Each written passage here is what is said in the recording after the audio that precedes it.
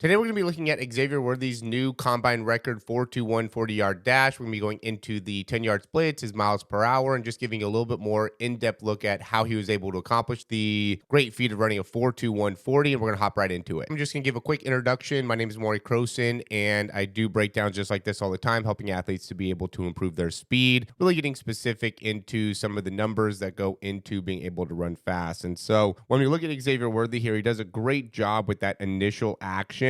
And I see a lot of athletes that will end up with really both arms have a little bit of wasted movement. And we can see he kind of does it a little bit. So his hand starts off at the waist, his left arm. And from here, we'd really like to see more of a straight drive through instead of that kind of back action there. But it's such a limited amount of action that it wouldn't be too big of a problem. But the more common thing that I see is with that right arm, the front arm, I'll see people that will lift up first and then come back with that arm. So it's really important to just get a straight pullback there within that front arm. You could also see where he is within his body, where he has that front heel somewhat down. The back heel ends up being a little bit higher up in comparison to the front heel. And then his first action, he does a good job of being able to just shift the weight forward. So there's no down or back action that happens in that front heel. It's just a straight forward push, great knee bend. So now he's getting really far out within that first step, which is critical when it comes to being able to run a fast 40. And now within his steps, his right step, he does a great job landing with the heel high. Left step, he ends up landing a little bit more flat-footed, a little bit more out in front of him, but does a great job of being able to maintain getting his elbow through, maintain having a great horizontal force. He talks a little bit about afterward how he has a bit of a struggle with his start. So that was something that he really wanted to be able to work on. And he's just creating so much power in that horizontal movement that, at least to me, that makes it so it's harder for him to be able to keep that heel off the ground. He ends up being so forceful with that horizontal push off that his heel just slightly comes down and then immediately his weight shifts right back forward. So I think his weight stayed forward the whole time. Just to give an idea, so right here, 149, they say, was his 10-yard split. So that means he's crossing the 10-yard mark right here, doing a great job of being able to pick up a lot of distance per step here within those first few steps. So at 4, he's definitely way past 5 yards, right? 4 steps, way past 5 yards. And then 5, at 6 steps, he's almost already to 10 yard. And then 7 step, he's probably to like 11, maybe 11 and a half, just to give an idea of how much distance he's covering. We usually say that you want to get at least 7 steps in 10 yards, but yeah, he's closer to 11, which is great. And he's just very, very open within his stride. He does a great job of being able to not waste a lot of movement back behind with his legs. Typically, people that are able to create so much power within their leg, they get stuck with their foot back behind and have a hard time with the core and with the hip flexors and being able to bring the knee up and through, or just even with the timing of it all, have a hard time of being able to get their leg back out in front of them. And that really ends up being a potential problem, especially as they go further and further into the race. But he does a great job of maintaining great balance and having a great ability to get into hip flexion, which is, again, critical when it comes to being able to run fast. Now, as he gets into his 20, he's at 243, which is amazing that he's able to do that. That means that the split between the 10 and the 20 is 0.94. If you get 1 second from a 10 to a 20-yard split, that is a very impressive split. That means you're accelerating very, very well. The fact he got 0.94 is just amazing. Like, that's why he ran the 4.21, is because of this 10-yard split. You know, the 1.49, it's good, but it's not amazing. DK Metcalf, I made a video about that. He ran 1.45. You know, there's been a lot of people that ran 1.48. So he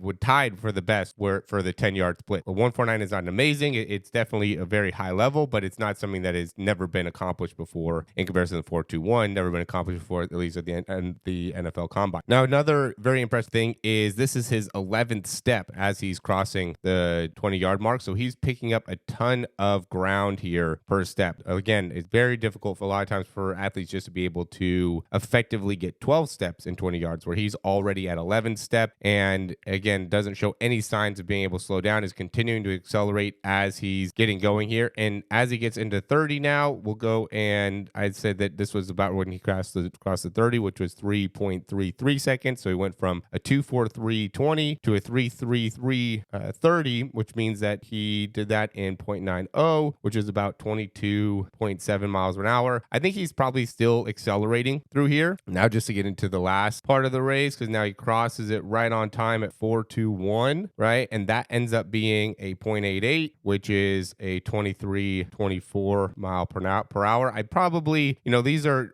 are in estimates within a 10-yard split, right? So he's probably got up higher than 23, 24. No, kind of bad 3 there, but he might have gotten up closer to 24 miles an hour. I assumed when watching this and seeing the 149 split that he had to have gotten above 24 miles an hour just because of the 149 split, but really because he ran such a great 10 to 20, he didn't have to get there. He just had to get into the 23.2, averaging 23.2. Again, he got higher up. Like I would estimate he probably got max speed about 23.5, which is still a really great thing to be able to accomplish in such a short period of time. That's the thing about the 40-yard dash, is you don't have very much time to be able to waste any of your steps. So he was able to get to that speed very, very quickly, and he was able to run the whole 40 in 19 steps. He was picking up in his 10-yard fly, so he hits this right at that 30-yard mark, and so he's picking up 10 yards in 4 steps. Again, great accomplishment, right? 4 steps and 10 yards seems to be a great thing to be able to reach for, to be able to get into that low 0.9 area when it comes to the 10-yard flies. Something that a lot of people can go and try to be able to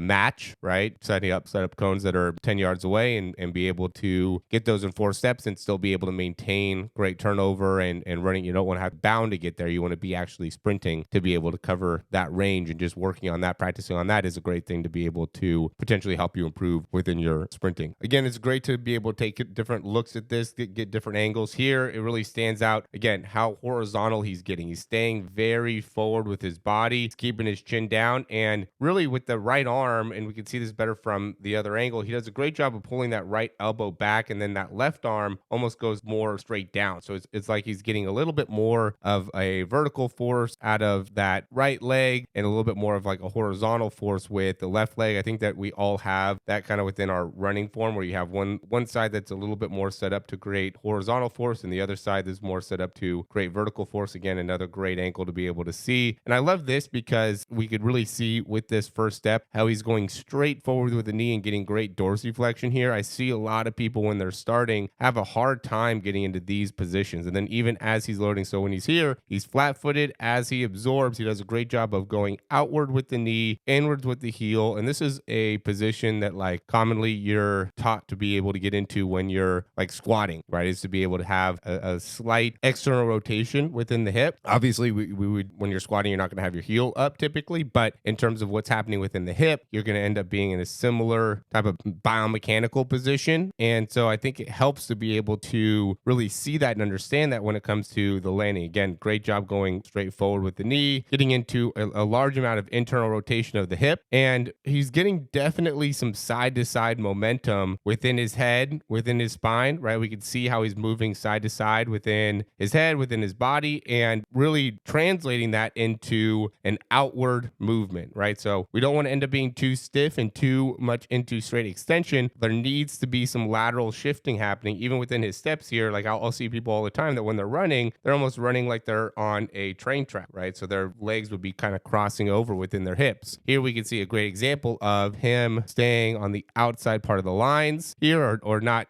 crossing over within his legs. He's doing a great job of getting out with each one of these steps, and it's more of that end out movement, right? As he gets to his top speed, now he's very controlled. He's picking up a lot of distance, but as he's accelerating, you can see how long he's accelerating for too. Let's count how many steps it is here. 1, 3, 5, 7, 9, 11. He's still accelerating here, and now he's really getting into more like that top speed. He's not getting as much of like a end out movement. Obviously, there's still a lot of internal rotation here to external rotation here, but it's not nearly as much as it was in some of these earlier steps where he's here and then getting a big push to the outside. And we can see that as you're pulling, I'll see people all the time that'll get much more into like a externally rotated position. I just made a video on Christian Coleman that did that, right? Where here, this is more of like what Noah Lyles does, where he creates more extension as his foot's striking the ground, which I think translates better into getting higher top speeds, right? There could be better acceleration, better foot contact time when in more of that externally rotated position as you're striking the ground. But in order to get to that elite top speed, you want to be able to get more extension and more length within those strides. So I think there's a lot of great information here, a lot of great things you could take away from this to be able to apply to your own running. And really a lot of it is just following the biomechanics. That's why like these times, I mean, we were talking about it earlier. I was talking to a coach about it earlier, where it's like expected to be able to get sub 4.4 or sub 4.5, right? Like the 4.5, 4.4 used to be like, oh wow, that's amazing, like unbelievable. unbelievable that he was able to get that time. Now because of how scientific the 40-yard dash has become, it's almost normalized to be able to get in the 4.4s. Like really getting into the 4.3s, 4.2s is when people will start to be really impressed with your speed, which I think just shines a great light on the ability of a lot of the coaches, a lot of speed coaches that have looked into the science of running a great 40, the science of speed. And we've talked about this for a long time, where it's like, you have to be fast. Speed is the most important. Speed kills. That's where a lot of the ability to perform at a high level comes from. And so the faster you are in baseball, football, soccer, lacrosse, all these sports, it translates in so many ways. And so, yeah, just continuing to work on improving your speed, understanding the biomechanics here. And if you need a coach, I'd be happy to be able to help you out. We have a lot of things down in the description down below to be able to find out more about what we do. But yeah, like the video, subscribe to the channel. I hope you liked all the information here, and we'll talk to you soon.